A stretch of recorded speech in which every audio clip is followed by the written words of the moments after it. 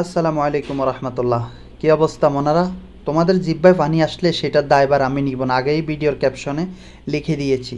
আজকে হচ্ছে অনেক কিছু মিক্সচার করে আম ভর্তা, আম, টমেটো, কামরাঙ্গা, তেঁতুল সব কিছু মিক্সচার করে আমরা বানানির আয়োজন করছি। নোয়াখালীর ভাষায় এটাকে বানানি বলে, অনেক অনেক জায়গায় এটাকে যেই জিনিস দিয়ে বানানো হয় ওই জিনিসের ভর্তা বলা হয়। যাই হোক, অসংখ্য ধন্যবাদ যারা আমার ভিডিওর প্রথম অংশেই দেখেই বুঝে গেছেন আজকে কি বানাইতেছি। আমি বিশ্বাস করি যে আমার মতো যারা এরকম টক ঝাল মিষ্টি পছন্দ করেন তারা অবশ্যই জিহ্বায় পানি চলে আসছে।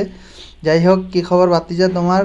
আশেপাশে যারা, আমরা যে একটা জায়গায় অবস্থান করতেছি, খোলামেলা একটি জায়গা, তো ওইখানে বসে আমরা এই সব কিছু একসাথ করে বানানি শুরু করছি, কাটাকাটি। যাই হোক, ইলু ভাই উনি ওনার যেভাবে পারছে ওইভাবে কাটছে।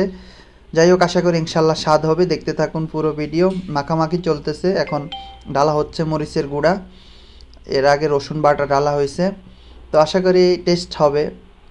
কারা কারা আমাদের মতো এরকম টক ঝাল মিষ্টি খেতে পছন্দ করেন একটি কমেন্ট করবেন, দেখি কার কার টক ঝাল মিষ্টি পছন্দ।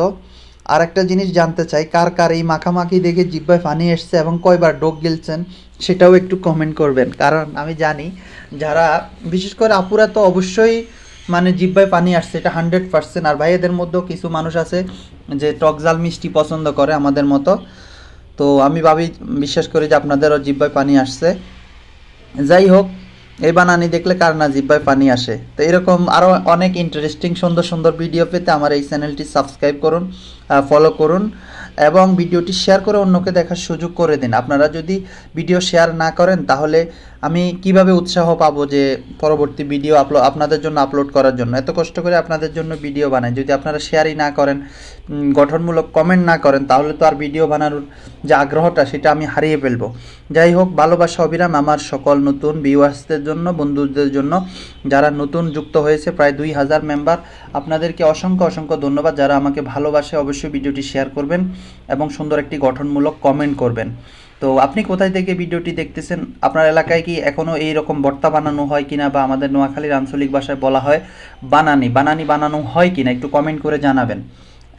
আর যারা প্রবাসে আছে তারা তো খুবই মিস করতেছে আমার মতো, যদি আমি দেশে যাওয়ার 5 বছর পরে গিয়ে এরকম একটি খাবার পাইছি।